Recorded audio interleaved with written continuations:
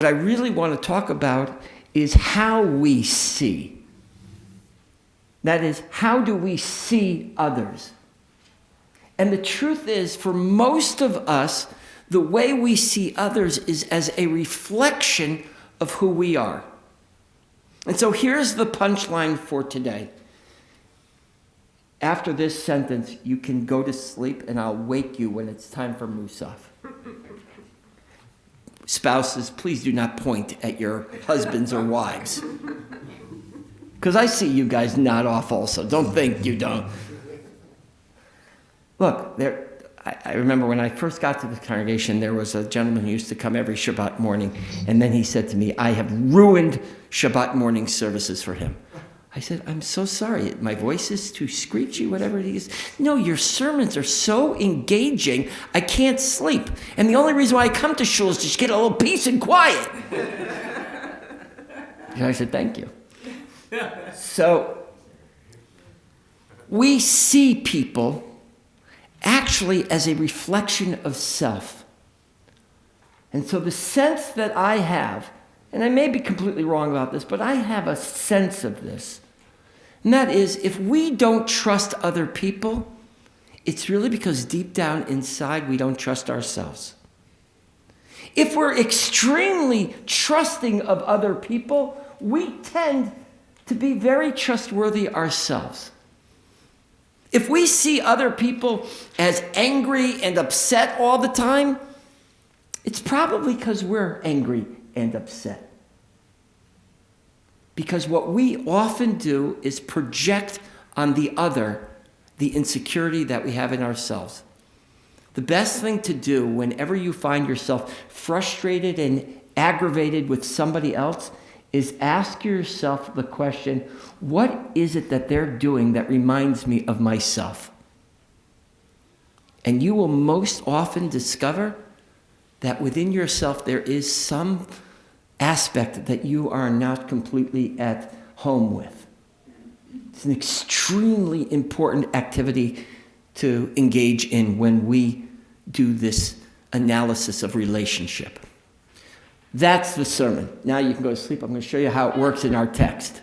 Okay? Because I think the text is extremely beautiful. So who wants to read the first one? It's in green.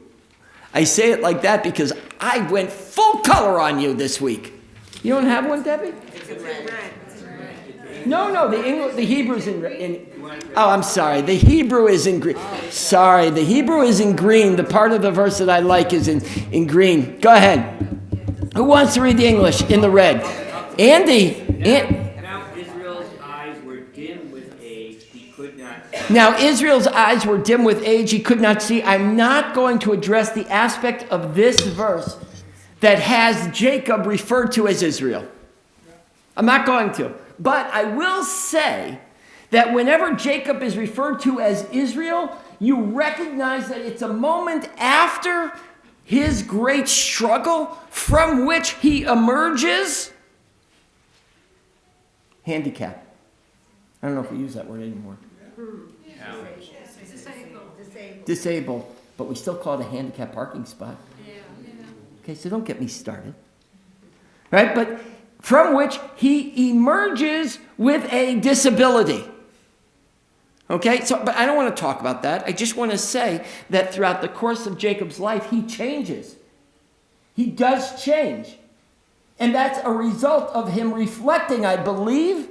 That's what I think that dream that night was all about, was self-reflection. Because he reflects on self and recognizes the aspect of self he wants to change. But let's not focus on that. Let's go on. Continue, Andy. So Joseph brought them close to him, and he kissed them and embraced them. So he kissed them and he embraced them, as a translation, means who did what to whom? Joseph kissed the twins. No, why would Joseph? Rabbi, who's them? I mean, Israel, Jacob.